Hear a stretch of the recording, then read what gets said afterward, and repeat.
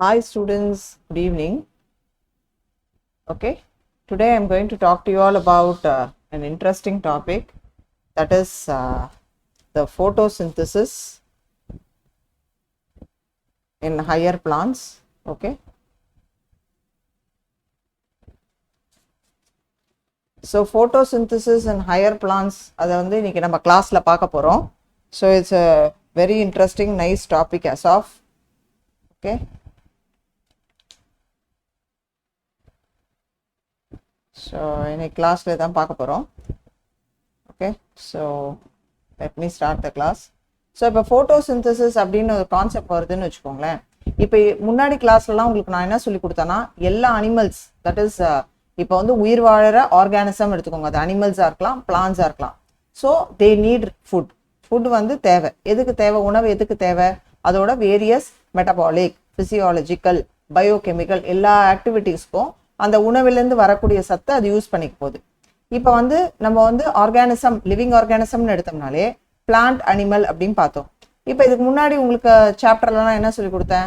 Animals வந்து even including நம்மளையும் சேர்த்து தான், we depend on plants for their food. So நம்ம வந்து பிளான்ட்டை நம்பி தான் நம்ம உணவு இருக்கு அப்படின்னா, அப்போ இந்த கிரீன் பிளான்ஸ்க்கு எங்கிருந்து உணவு கிடைக்குது அப்படின்னு பார்த்தீங்கன்னா, green plants they can synthesize their own food. Okay, depending on their needs. So green plants வந்து they make or rather synthesize the food they need through photosynthesis.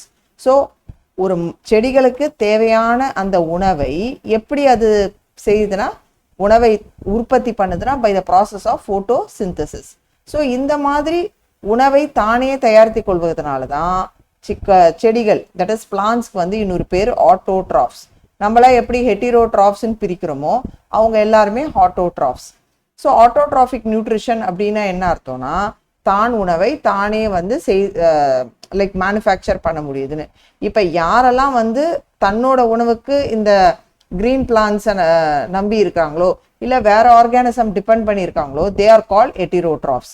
So green plants carry out photosynthesis which is a physicochemical process by which they use light energy to derive the synthesis of organic compounds. So இங்கே என்ன பண்ணுது? அது light எனர்ஜியை use பண்ணுது.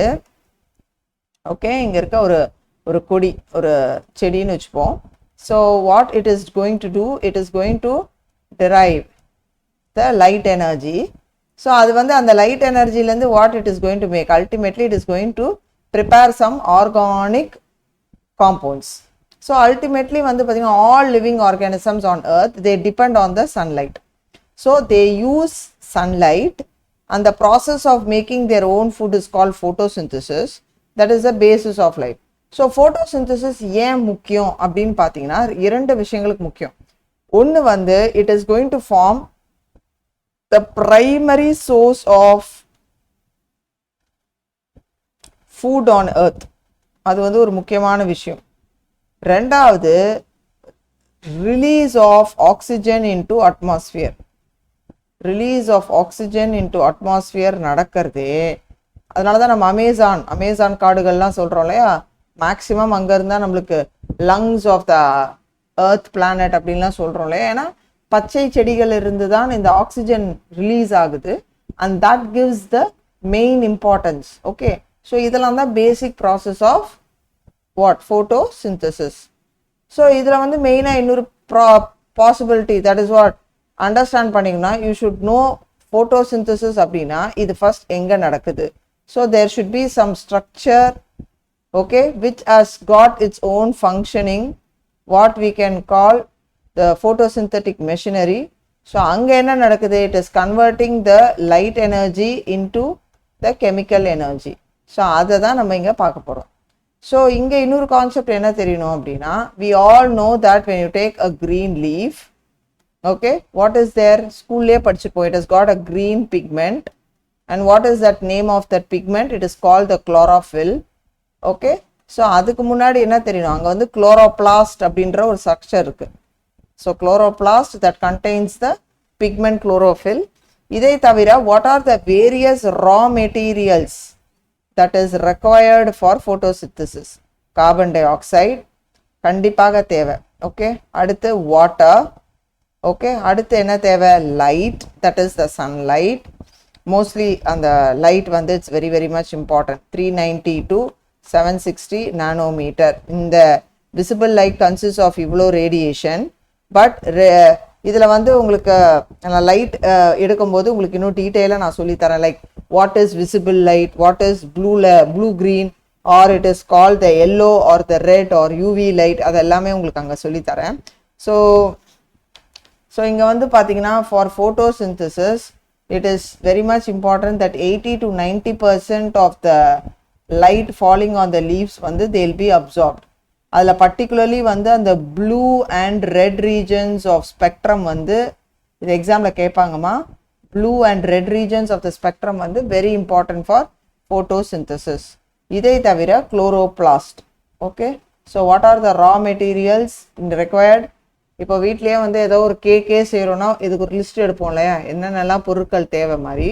ஒரு photosynthesis நடக்கணும் அப்படின்னா what is the base you need? Carbon tie ஆக்சைடு வேணும், வாட்டர் வேணும், லைட் 390 to 760 visible. அதிலேயே blue and red region is very important for photosynthetic. 80 to 90% லீவ்ஸில் படுற லைட் அப்படியே அப்சார்ப் ஆகும். Chloroplast, the chlorophyll pigment all are important. So இந்த chloroplast இருக்குல்ல, அந்த குளோரோபிளாஸ்டில் வி ஹாவ் தைலகாய்ட்ஸ். அந்த தைலகாய்ட்ஸில் தான் they take part in the absorption of the light energy. So 3 main pigments இருக்குது ஆக்சுவலாக. நம்மளுக்கு குளோரோஃபில் இருக்கும், கெரோட்டினாய்ட்ஸ் இருக்கும், ஃபைகோபிலின்ஸ் இருக்கும். ஸோ அதெல்லாம் தான் வந்து they are the photosynthetic pigments. So இதை வந்து எப்படி பண்ணாங்க அப்படின்னா they wanted to carry out an experiment to show that லீஃபில் தான் வந்து all these things are taking place. So to look out for starch formation, மெயினாக ஸ்டார்ச் ஃபார்மேஷன் நடக்குதா அப்படிங்கிறது. ஸோ அதில் என்ன பண்ணாங்கன்னா ஒரு லீஃப் வந்து was partially covered with black paper and expose to light. And on testing these leaves for presence of starch, எப்படி நம்ம வந்து presence of starch கண்டுபிடிப்போம் அப்படின்னா the photosynthesis will occur only in the green parts of the leaf in presence of light. So இதுக்கு என்ன பண்ணோம்? So இங்கே வந்து என்ன பண்ணோம்னா that is in the experimentல you may have carried out the experiment to look for starch formation in 2 leaves. One is a variegated leaf or leaf that was partially covered with black paper and you are exposing it to sun. ஒன்று cover பண்ணியிருக்கோம், ஒன்று அப்படியே expose ஆயிருக்கும். On testing the leaves for starch, ரொம்ப உனக்கு test பண்ணி பார்ப்ப நீ சொல்யூஷனில் போட்டு.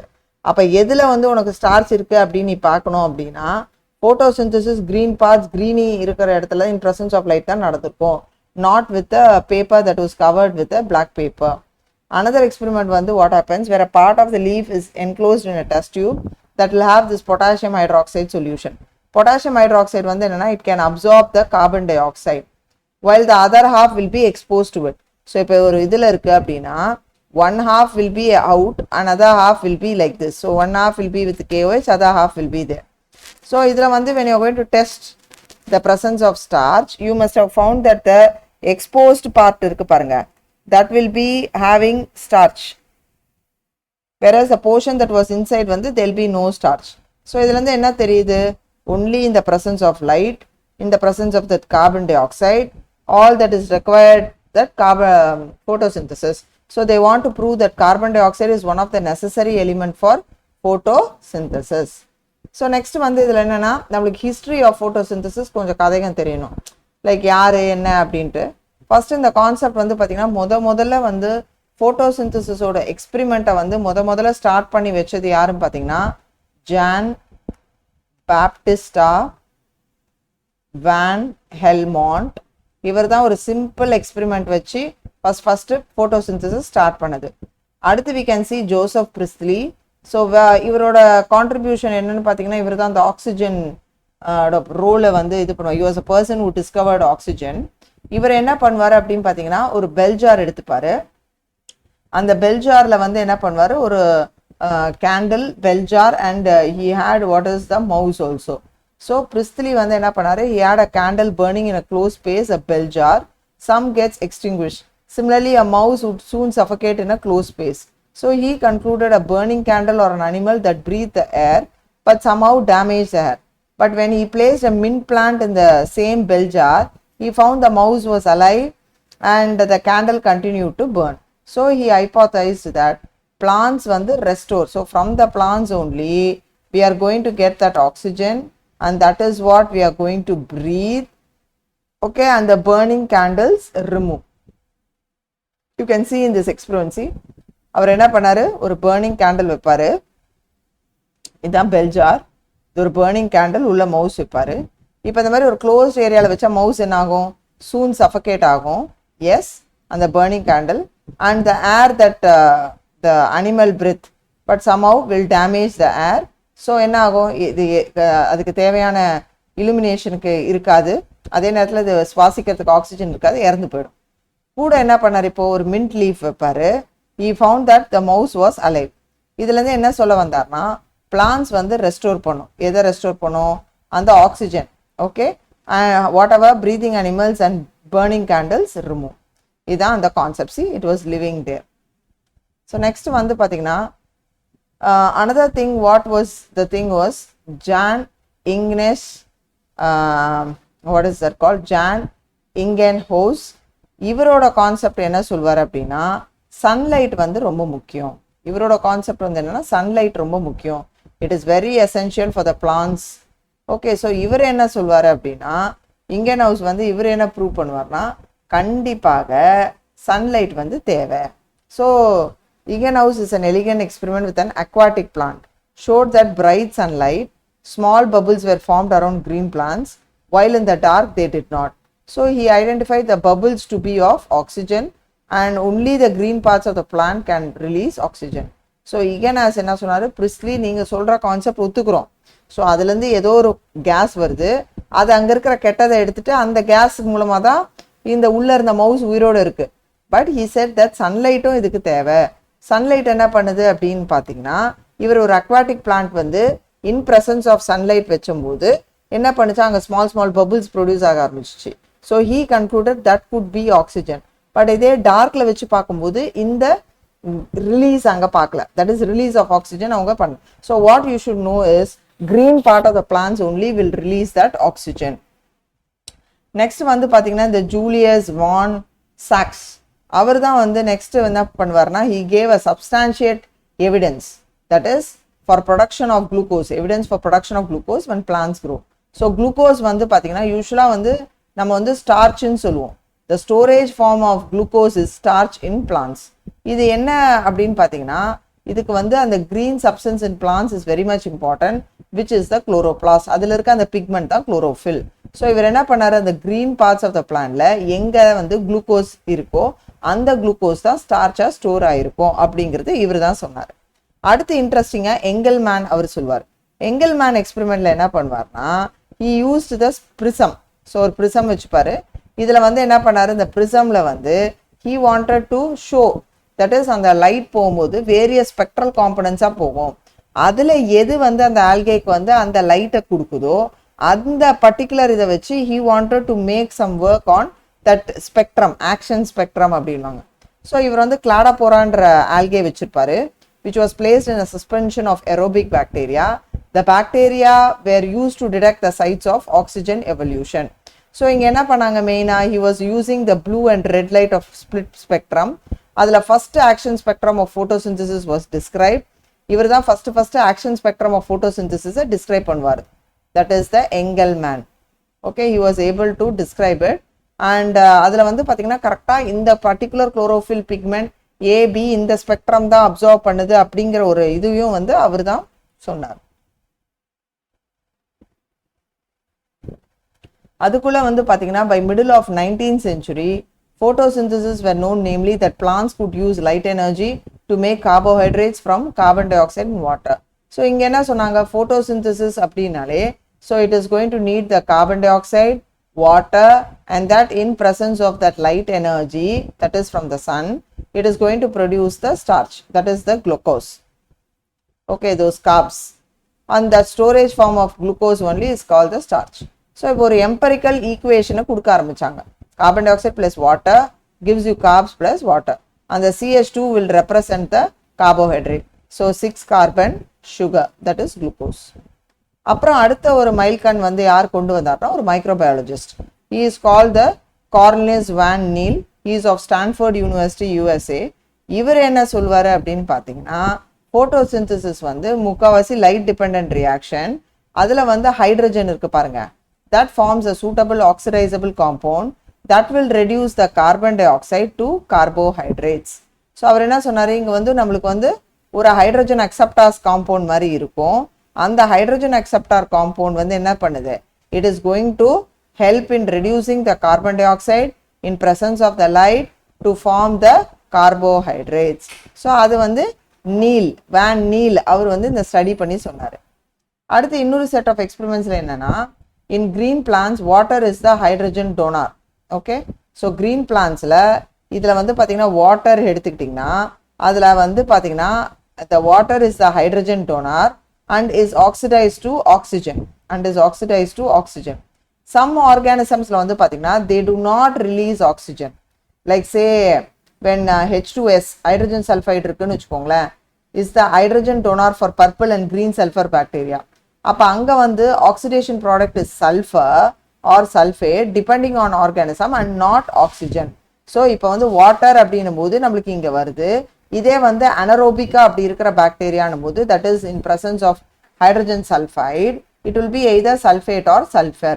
ஸோ அவர் என்ன சொல்ல வந்தார், ஆக்சிஜன் வந்து க்ரீன் பிளான்ஸ்லேருந்து it is evolve by the green plants, but அது எங்கேருந்து வருது, அது அந்த ஃபோட்டோசிந்தட்டிக் ரியாக்ஷனோட வாட்டர்லேருந்து தான் வருதே தவிர not from the carbon di oxide. இதை தான் அவர் ப்ரூவ் பண்ணார். இதுக்கு நிறைய ரேடியோ ஐசோடோப் டெக்னிக்ஸும் யூஸ் பண்ணி அவர் வந்து இதுக்கு வந்து ஆத்தென்டிகேட் பண்ணார். So what is a corrected equation of overall process of ஃபோட்டோசிந்தசிஸ்னா 6CO2 12H2 in presence of light will give glucose, water and oxygen. இங்க இது வந்து 6C6H12O6 is what is nothing but glucose. ஓகேங்களா, அந்த ஆக்சிஜன் இருக்கு பாருங்க, that is released from the water. அது நல்ல ஞாபகம், அது ரேடியோ ஐசோடோப் டெக்னிக்ஸ் வச்சு பண்ணார். ஸோ நீங்க நினைக்கிற மாதிரி டக்குன்னு ஒரு டைரக்ட் ஸ்டெப் கிடையாது, நிறைய சீரீஸ் ஆஃப் ஸ்டெப் இருக்கிறது தான் ஃபோட்டோசிந்தசிஸ். ஸோ இங்க வந்து பாத்தீங்கன்னா நம்ம குளோரோபிளாஸ்ட் பத்தி நம்ம படிச்சிருப்போம். ஸோ குளோரோபிளாஸ்ட் அப்படின்னா அது எங்க இருக்கும் அப்படின்னு பாத்தீங்கன்னா, it is located in the mesophyll cells of the leaves. Okay, so அங்கதான் வந்து மேக்சிமம் லைட் படும். and that is a place where the incident light அங்க ஆப்டிமமா லைட் போகுது, அங்கதான் photosynthetic activities நம்மளுக்கு நடக்கும். ஸோ இங்க வந்து பாத்தீங்கன்னா when you talk about the structure of the chloroplast வந்து பாத்தீங்கன்னா அது வந்து ஒரு செமி அட்டானமஸ் ஆர்கனல் சொல்லலாம். இந்த குளோரோபிளாஸ்டோட கேரக்டரிஸ்டிக் என்னன்னா, it has got a membranous system. அதுல வந்து பாத்தீங்கன்னா 3 விஷயம் இருக்கும். கிரானான்னு ஒன்று இருக்கும், it will have the stroma, அதுதான் வந்து லாமெல்லேன்னு சொல்லுவோம், அந்த கனெக்ட் பண்ற யூனிட்ஸ். உள்ள இருக்கிறது வந்து மேட்ரிக்ஸ் ஸ்ட்ரோமா அப்படின்னு சொல்லுவோம். ஓகேங்களா, so what all R there children, இங்க பாருங்க. So this is the chloroplast structure. It has got an outer membrane, inner membrane, so double envelope layer. It has got the stromal lamella. These are the grana. இந்த plates மாதிரி அடிக்கிறதுக்கு பேரு grana. மொத்தமான granum சொல்லுவோம். இதான் அந்த stroma, the stromal matrix. இங்க நீங்க பார்க்கலாம் பாருங்க. This is a starch granule, lipid droplet. Yes. So இதுதான். இந்த ஒரு grana இது இருக்கு பாருங்க, இந்த இது கனெக்ட் ஆயிருக்கு பாருங்க. These are called the Fred channels ன்னு சொல்லுவோம். Fred channels. Okay, and then you have to know that the membrane system is responsible for the trapping the light energy. So grana, lamella, matrix. So you have that grana இருக்கு பாத்தீங்களா, the entire unit. அதுல அந்த இதுக்கு பேர் தான் வந்து thylakoid ன்னு சொல்லுவோம். So they occur inside the chloroplast and take part in absorption of the light energy. ஓகேவா, so the membrane systemல தான் வந்து என்ன நடக்குது, light trap ஆகுது, and they are responsible for synthesizing main என்னது energy, ATP or it can be NADPH. So ஸ்ட்ரோமால தான் நம்மளுக்கு வந்து என்சைமேட்டிக் சிந்தசைஸ், அங்கே ஸ்ட்ரோமால தான் சுகர் சிந்தசைஸ் ஆக போகுது, அதுதான் நாளைக்கு வந்து ஸ்டார்ச்சாக மாறப்போகுது. ஸோ இந்த ஃபார்மல் செட் ஆஃப் ரியாக்ஷன் எங்கே வந்து லைட் ட்ரிவனோ அதுக்கு பேர் லைட் ரியாக்ஷன், ஃபோட்டோகெமிக்கல் ரியாக்ஷன் சொல்லுவோம். எங்கெல்லாம் லைட் டிரைவ் ஆகாமல், okay, with later or not directly driven by light but depend on the light reaction.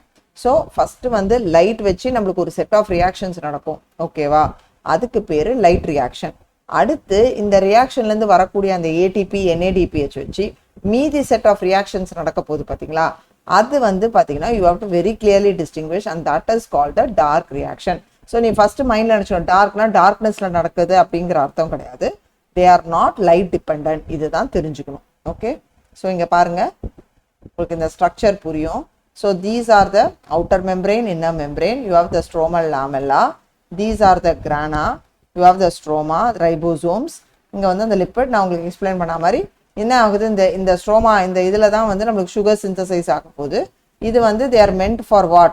They are meant for the absorption of the light energy. So இங்கே வந்து பார்த்தீங்கன்னா நம்மளுக்கு இப்போ basic concept என்னன்னா, we can answer our questions like எந்த part of the plantல the chloroplastல நம்மளுக்கு வந்து இருந்தால் we have what are called the pigments ன்னு சொல்லுவோம். So we have photosynthetic pigments. They are of three types. What are called the chlorophyll. We have what is called the carotenoids. Then we have what is called the phycobilins. Okay, we have what are called the phycobilins. So இது என்ன பண்றாங்கன்னா through paper chromatography மூலமா நம்ம இதை கண்டுபிடிக்கலாம்.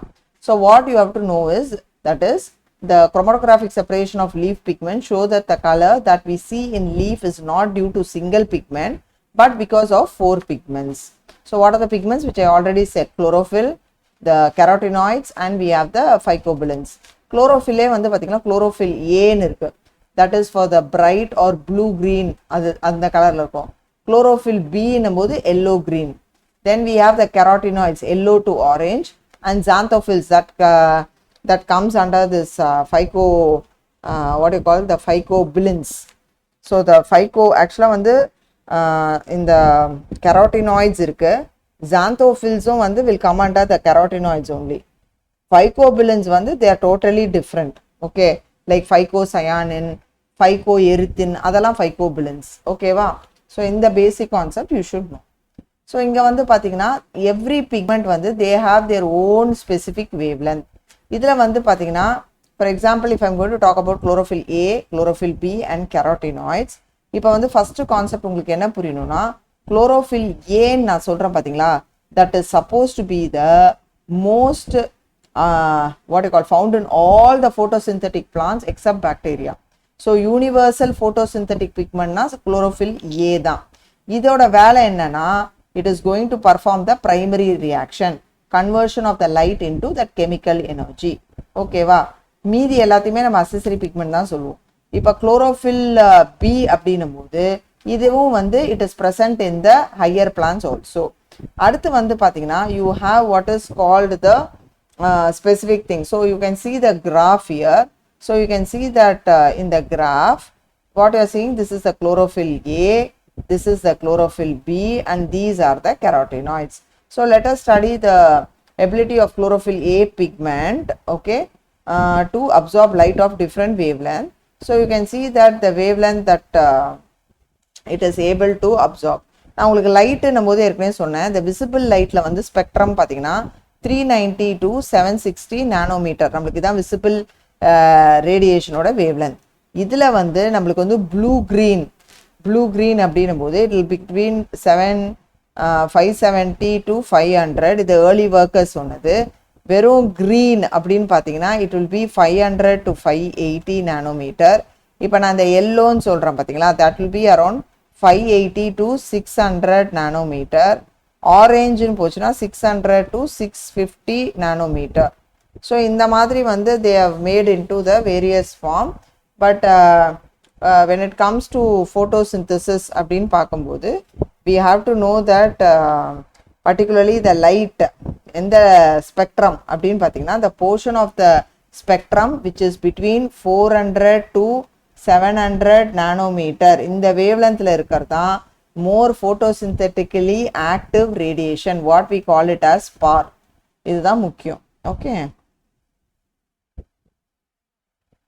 So இங்கேயே பார்க்கலாம் which chlorophyll shows the maximum absorption and wavelength and all that.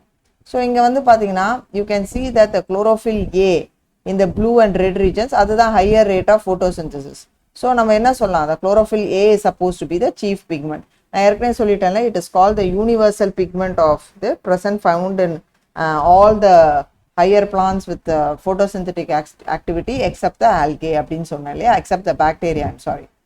So next comes this graph. So you can see that the chlorophyll is a major pigment responsible for trapping light. Other thylakoid pigments like chlorophyll B, xanthophylls and carotenoids, they are accessory pigments. Okay, so இங்கே என்ன குளோரோஃபில்லோட வேலை என்ன, they have to absorb light, transfer energy to chlorophyll A. So மெயினாக வந்து accessory பிக்மெண்ட்ஸோட வேலை என்னன்னா light எனர்ஜியை drop பண்ணி குளோரோஃபில் ஏக்கு தரும். பட் குளோரோஃபில் ஏ தான் வந்து main pigment for absorbing the light and converting into a chemical energy. So you can see a wider range of wavelength that is there for photosynthesis. ஏன் வந்து இந்த குறிப்பிட்ட வேவ்லென்த்ல தான் இருக்கணும் அப்படின்னா because it has to protect the pigment. So அந்த ரேடியேஷனை வந்து it should not lead to photo oxidation. So that is why அந்த particular wavelengthல it is been absorbed. So இப்போ நெக்ஸ்ட் வரப்போகிற கான்செப்ட் என்னன்னா what is called the light reaction. So இப்போ light reaction we are going to see about what is called the what you call light reaction na enna, what is how, what do you mean by dark reaction, இது எல்லாமே தான் இன்னைக்கு பார்க்க போறோம். So now first coming to light reaction, you can see it is called the photochemical phase. அப்படின்னா it is going to absorb light. Okay, in the light absorb ஆகணும்னே there is going to be splitting of water which in turn is going to release the oxygen. So in the oxygen release ஆகும்போது அதே நேரத்தில் there is formation of high energy compounds like ATP and NADPH. Okay, அது இல்லாமல் நிறைய protein complexes எல்லாமே இதில் involved. So இந்த pigments எல்லாம் வந்து எப்படி வந்து இந்த லைட் பட்டு இதெல்லாமே நடக்குது அப்படின்னா we have a light harvesting system within the photosystem 1. So இது வந்து பார்த்தீங்கன்னா we have two types of photosystem that has to, நம்ம எப்படி ஒரு டிவிக்கு வந்து சிக்னல் வேணும் ஒரு ஆண்டனா வச்சு அப்படி பிடிப்போம். முன்னாடி இப்போ இருக்க டிவிலாம் நம்மளுக்கு வீட்டில் அப்படியே வருது, முன்னாடி இருக்கிறலாம் மேலே ஆண்டனா வைப்பாங்க, அப்போ தான் நம்மளுக்கு அந்த நெட்வொர்க் வரும். அதே போல தான் நம்மளுக்கு வந்து ஒரு லைட் ஹார்வெஸ்டிங் காம்ப்ளெக்ஸ்னு இருக்கும், ஃபோட்டோசிஸ்டம் 1, ஃபோட்டோசிஸ்டம் 2. இதோட வேலை என்னன்னா நிறைய இந்த மாதிரி பிக்மெண்ட் மாலிக்யூல்ஸ் இருக்கும், அந்த லைட் பட்டு இது ட்ரிகர் அப் ஆகும்போது இது என்ன ஆகும், it is going to get activated and they will be bound to protein molecule and it in turn is going to help in the process of photosynthesis. So ஒரு photosystemலையும் அதில் என்னென்ன இருக்கும்னா it will have a pigment, ஒரு antenna இருக்கும் that is purely meant for capturing the light. Okay, so these pigments help to make photosynthesis more efficient for absorbing different wavelength. இப்போ ஒரு பிக்மெண்ட்டுக்கும் that is ஒரு பிக்மெண்ட்டுக்கும் ஒரு வே ஆஃப் ஹேண்டிலிங் இருக்கும். இப்போ வந்து பார்த்தீங்கன்னா the reaction center is different in both the photosystem.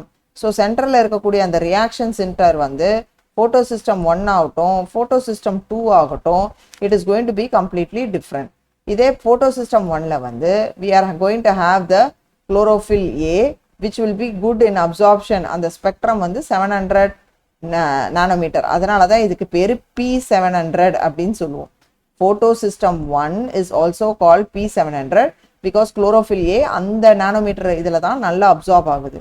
அதே நேரத்தில் we call photosystem 2 as P680 because அந்த particular 680 நானோமீட்டரில் தான் the PS2 absorption will be maximum. So in photosystem 2 the reaction center chlorophyll A absorbs 680 nanometer wavelength of red light. அங்கே இருக்க electrons எல்லாம் excite ஆகி jump ஆகி it is going to go. So அதுலேருந்து பார்த்தீங்கன்னா உனக்கு எலக்ட்ரான் அக்செப்டாக இருக்கும், அந்த எலக்ட்ரான்ஸ் வந்து என்ன பண்ணும் அப்படியே டிரான்ஸ்போர்ட் ஆகும் which will have those cytochromes இருக்கும். ஸோ இட் வில் பி அந்த மூவ்மெண்ட் ஆஃப் எலக்ட்ரான்ஸ் வந்து பார்த்தீங்கன்னா it will be like downhill. Okay, like in terms of oxidation ரிடக்ஷன்னா ரெடாக்ஸ் பொட்டன்ஷியல் ஸ்கேல் டவுன் ஹில்லாக இருக்கும். So the electrons are not used up as they pass but in turn they are just passed on to the pigments of photosystem 1. So photosystem 2ல இருக்கக்கூடிய electrons அங்கே produce ஆகி வரும்போது அந்த electrons என்ன use அப் ஆகாமல் அது அப்படியே பாஸ் ஆன் ஆகி it is going to be going to the pigments of photosystem 1. இப்போ எக்ஸ்பிளைன் பண்ணால் புரியும் பாருங்க. த எலக்ட்ரான்ஸ் இன் த ஃபோட்டோசிஸ்டம் 1 இதான் வந்து உங்களுக்கு இருக்குன்னு வச்சுக்கோங்க. இதான் லைட் ஹார்வெஸ்டிங் அந்த centre. So for this is P700, for this it is P680 இல்லையா. ஸோ இப்போ வந்து பார்த்தீங்கன்னா உங்களுக்கு கான்செப்ட் வந்து பாத்தீங்கன்னா the reaction centre of PS1 இருக்குல்ல, they are also excited when wavelength of 700 nanometer. இது என்ன பண்ணும், it will transfer with a greater redox potential. So இங்க வந்து என்ன இது அப்படியே transfer ஆகும்போது the electrons are going to move downhill again this time, okay, to a molecule of energy rich NADP. So இங்க வந்து போனோனே இந்த NADP என்ன ஆகுது, there will be addition of the electrons. So NADP is forming the NADPH plus hydrogen இப்படி form ஆகுது. Okay, so this whole of that schema of transfer வந்து will start actually from the photosystem 2 photosystem 2 வந்து uphill இருக்கும், uphill to the acceptor, okay, down the electron transport chain. So இங்க இருந்து இப்படி போய் இப்படி வந்து, so it will be like a Z இப்படி போகும். So இங்க இருந்து இப்படி போகும். So down the electron transport chain to photosystem 1, excitation and transfer to another acceptor, finally downhill to the NADP, NADPH. So this is called the Z scheme because of the characteristic shape. Okay va? இந்த concept வந்து உங்களுக்கு புரியணும். So you can see here the splitting of water. So splitting of water வந்து பாத்தீங்கன்னா mostly when electrons are moved from photosystem 2, அங்க வந்து பாத்தீங்கன்னா you have to know, like many will ask the question, like PS2 supplying electrons continuously, the electrons that are moved from photosystem 2 must be replaced. So எங்க இருந்து அந்த electrons வரும்? They are got from the splitting of water. So the splitting of water is associated with photosystem 2. இங்க என்ன ஆகுது? Water is split up into hydrogen, oxygen and electrons. So இதுதான் that creates the oxygen as one of the products of photosynthesis. And in the electrons இருக்கு பாருங்க, they need to be replaced as they are removed from photosystem 1. So photosystem 1 ல இருந்து remove ஆகுது இல்லையா? They are later provided by photosystem 2. So இது வந்து done by photosystem 2. So where it is all located? It is in the inner side of the membrane of the thylakoid. இது கண்டிப்பா எக்ஸாம்ல கேக்குற question. So you should know what is cyclic and non-cyclic cyclic and non-cyclic photophosphorylation. So light driven synthesis of ATP is of two types. ATP synthesis is of two types. We have cyclic and non-cyclic photophosphorylation. So living organisms have the capability of extracting energy from oxidizable substance and store the energy in the form of bond energy. So special substances we have ATP. So the process through which ATP is synthesized by cells, we call it as phosphorylation.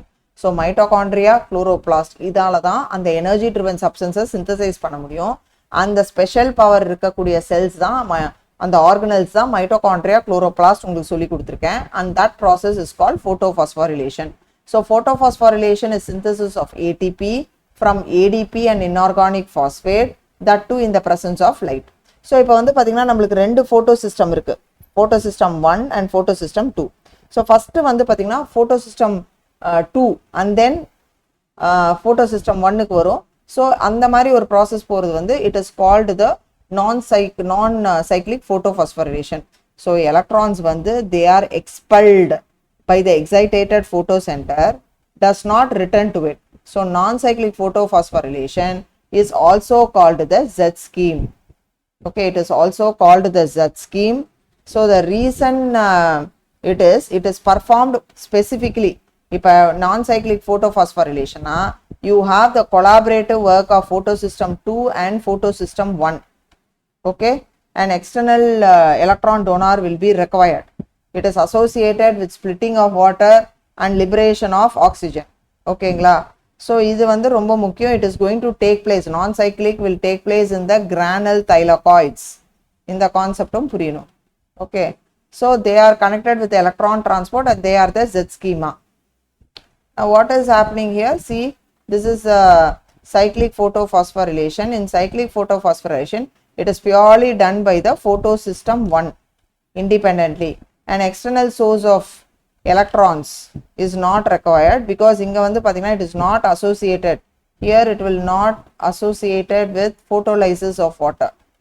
Not associated with photolysis of water. So no oxygen evolved.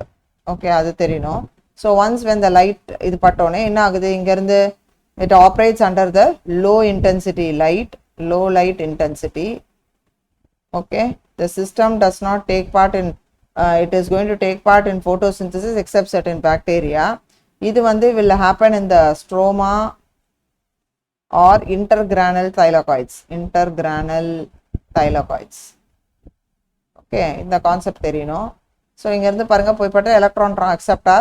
So that is how the downhill the electrons have been released and that is going to help in the adenosine diphosphate plus inorganic phosphate gives the high energy ATP. So here this is the one which is going to help in synthesis of ATP. இதுதான் அந்த முக்கியம் cyclic photophosphorylation. So only PS1 is functional. The electron is circulated within the photosystem, phosphorylation occurs because of the cyclic flow of electrons. So it is going to take place in the stromal lamina. So while in the membrane or lamella of the grana, both PS1 and PS2, because the stromal lamellae membrane will not have the PS2 as well as the NADP reductase enzyme. So that is why it doesn't happen there. So the excited electron, it does not pass on to NADP, but அது வந்து அப்படியே நான் cycle back ஆகி PS1 க்கு போயிடும். So that is how the electron transport chain occurs. So in the மாதிரி cyclic flow will occur that results in synthesis of only ATP but not the NADPH and hydrogen ion. So cyclic phosphorylation is going to be operative in beyond 680 nanometer, that is P 700 nanometer plus அந்த மாதிரி தான் இருக்கும். இப்போ வந்து இங்கே பாருங்க the Z schema of light. So first என்ன ஆகும் அப்படின்னு பார்த்தீங்கன்னா first வந்து it is a photosystem 2. The photosystem 2 வந்து will be operated here. இதில் வந்து பார்த்தீங்கன்னா the light harvesting இதுன்னும் போது it will be around say 680 nanometer. So it will be around 680 nanometer.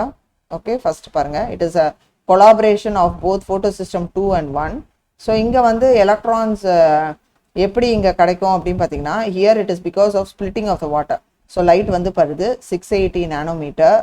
Okay, இங்கே வந்து electron வந்து are released by the splitting of the water that will be picked up by the PS2, that is the photocenter of the what do you call photocenter of the photosystem 2.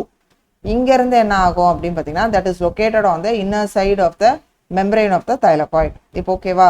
So இப்போ என்ன ஆகும், இங்கே போகுது இந்த electron acceptor that is going to help in the formation of this what is happening in case of photosystem 2. Photosystem 2 வந்து பார்த்தீங்கன்னா here electrons வந்து normally whatever the electrons that is formed it is going to hand over to photosystem 1.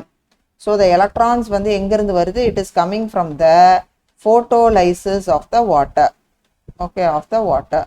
So it performs the non-cyclic photophosphorylation in conjunction with photosystem 1. Okay, இப்போ வந்து photosystem இங்க இதுல இருந்து electrons வந்து photosystem 1 க்கு தருது. So you are getting the electrons here. See, the electrons are transferred and that is how they get. So இங்க வந்து இந்த light incidentல, that is in case of photosystem 1, normally it handovers its electron to NADPH. So இங்க இருந்து வர electrons is handed over to NADPH. இங்க இருந்து வர electrons is handed over to the photosystem 1. இந்த கான்செப்ட் தெரியணும். So இதுல வந்து பாத்தீங்கன்னா always electrons it is getting from photosystem 2. இதுக்கு electrons are getting from the photolysis of water. ஓகேவா? இந்த கான்செப்ட் புரியணும். அடுத்த பாயிண்ட் வந்து என்னன்னா, this is not connected. The photosystem 1 will not be connected with photolysis. இதே photosystem 2 is connected with the photolysis. So இங்க வந்து பாத்தீங்கன்னா இங்க இருந்து பட்டு இந்த எலக்ட்ரான் வந்து இந்த எலக்ட்ரான் வந்து இதை அக்செப்ட் பண்ணி இன்டர்ன் திரும்பி எப்படி it is going to help in reducing the NADP to NADPH. That is how this non-cyclic or linear photophosphorylation takes place. So இதுக்கு என்னென்ன ions எல்லாம் தேவை அப்படின்னு பார்த்தீங்கன்னா many things are needed like magnesium, chloride, calcium. They are all play a very important role in the photolysis of the water. Okay, that is how they are very very much important. So இந்த concept வந்து உங்களுக்கு தெரியணும். Okay, next one வந்து the chemiosmotic hypothesis. What is chemiosmotic hypothesis அப்படின்னா, you have to know this basic concept, that is இப்போ ATP வந்து குளோரோபிளாஸ்ட்ல synthesise ஆயிடுது. Okay, so chemiosmotic hypothesisல என்ன சொல்ல வர போறோம்னா, the ATP synthesis ஆகுதுல is linked to the development of proton gradient across the membrane.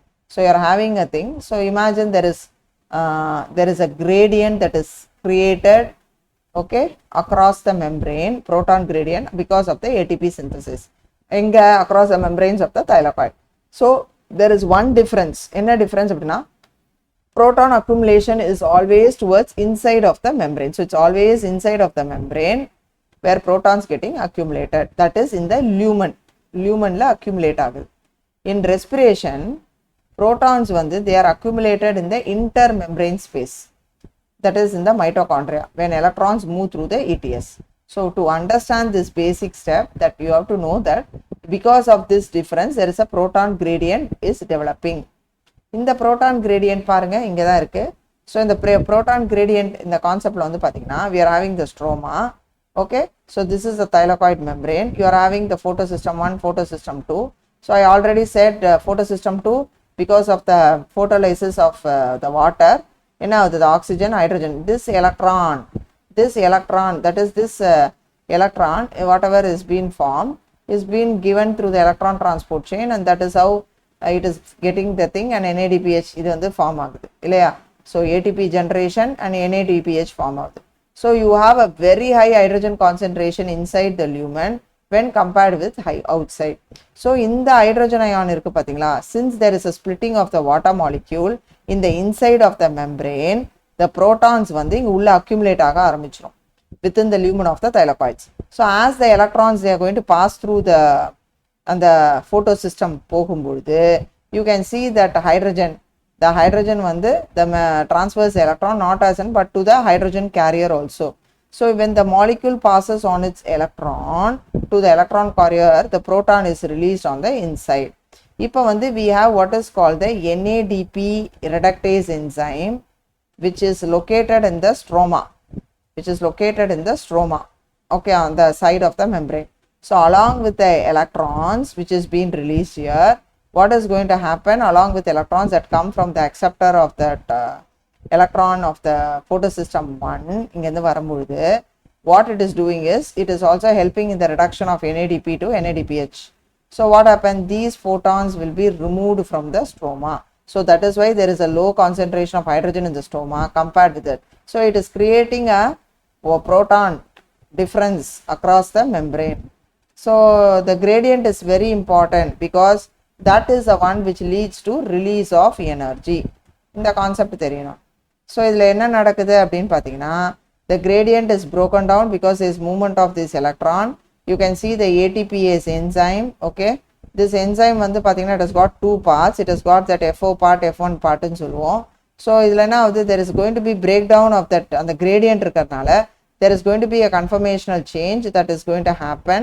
So that is helping in the breakdown of it, and you have to know that it is very important that gradient irukanaala that energy is getting released there. That is the breakdown part is taking place. So it requires a proton pump, a proton gradient.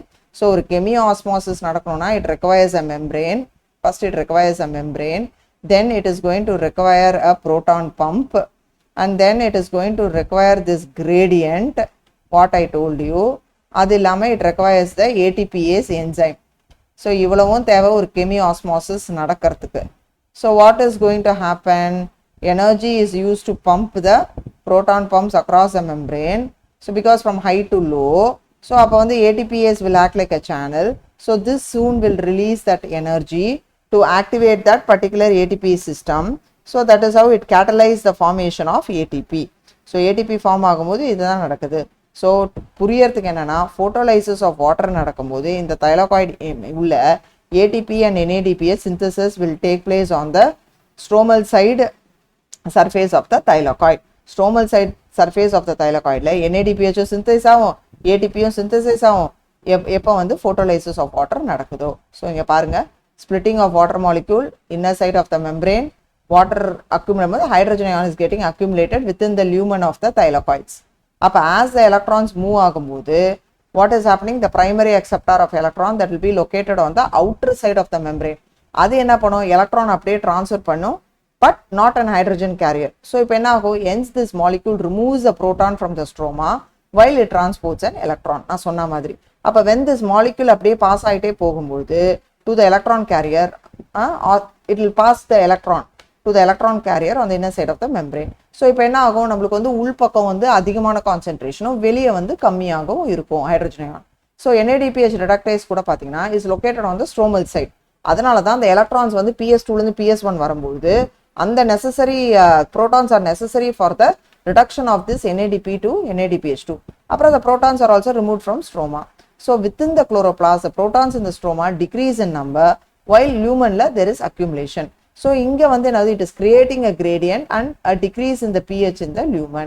So you can see that why is this gradient அப்படின்னு பார்த்தீங்கன்னா it is very much needed for synthesis of ATP. இந்த gradient create ஆகிறதுனால தான் there is going to be movement of protons across the membrane அந்த CFO அந்த ATPase synthase enzyme மூலமா அது pass ஆகுது. Because ATP synthase enzymeல we have two particles. Okay, it has got CFO, FO, F1 particle. இந்த FO வந்து will be embedded in the thylakoid membrane and அது வந்து நான் ஒரு சேனல் மாதிரி ஆயிட்டு it is going to carry out facilitated diffusion of the hydrogen, that is the proton ions.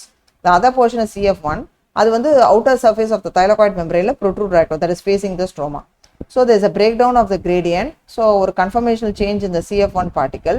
So அங்க வந்து ATP synthase change நடக்கும். So several molecules of ATP வந்து will be generated. So chemiosmosis, it requires a membrane, a proton pump. நான் முதலே சொன்னல, a proton gradient, ATPase synthesis. So energy வந்து is used in to create that particular gradient so that அந்த protons வந்து from the lumen it can enter into the stroma. So ஒரு முறையும் நம்மளுக்கு photolysis of water நடக்கும்போது அந்த பக்கமாக that is நம்மளுக்கு அந்த ஸ்ட்ரோமல் இந்த சைடு விச் இஸ் ஃபேஸிங்கில் வந்து நம்மளுக்கு என்ன நடக்கும், NADPH சிந்தேஸ் நடக்கும், அதே நேரத்தில் ATPயும் சிந்தேஸ் நடக்கும். So that is going to catalyse the formation of ATP. So along with NADPH produce by movement of electrons ATPயும் வந்து இப்படி தான் ஃபார்ம் ஆகுது. So this biosynthetic reaction which is taking place in the stroma, that is NADPHயும் வந்துருச்சா, ATPயும் வந்துருச்சா, all this are very much responsible for fixing the carbon dioxide and very much important for synthesizing the sugars also. Okay, புரியுதுங்களா? So இன்னைக்கு கிளாஸில் உங்களுக்கு ஃபோட்டோசிந்தசிஸ்னால் என்ன, இதோட ஏர்லியர் எக்ஸ்பெரிமெண்ட்ஸ் யாரெல்லாம் பண்ணாங்க, அது என்னென்ன pioneers, then I started with a light reaction. So first photo system 1 photo system 2 எப்படி வந்து அந்த சைக்ளிக் நான் சைக்ளிக் ஃபோட்டோ ஃபாஸ்போரிலேஷன் நடக்குது, what is Z schema, very important examination question, அது உங்களுக்கு எக்ஸ்பிளைன் பண்ணேன். அப்புறம் கெமிஆஸ்மாட்டிக் ஹைப்போதசிஸ். கெமிஆஸ்மாட்டிக் ஹைப்போதசிஸில் ஒரே ஒரு கான்செப்ட் என்னன்னா, எப்படி அந்த புரோட்டான் வந்து அங்கே ஜென்ரேட் ஆகுது because of the splitting of water, அந்த புரோட்டான் உள்ள அதிகமாகும் போது pH குறையுது, கிரேடியன்ட் எஸ்டாப்ளிஷ் ஆகுது. ஸோ அந்த கிரேடியன்ட் அக்ராஸ் த மெம்பரேன் எப்படி வர்றதால நம்மளுக்கு ATP வந்து ஜென்ரேட் ஆகுது. இது எல்லாமே இன்னைக்கு கிளாஸில் பார்த்தோம். நெக்ஸ்ட் கிளாஸில் மீதி இருக்கிறத கண்டினியூ பண்ணலாம். ஓகேங்களா? தேங்க்யூ ஸ்டூடெண்ட்ஸ், பாய்.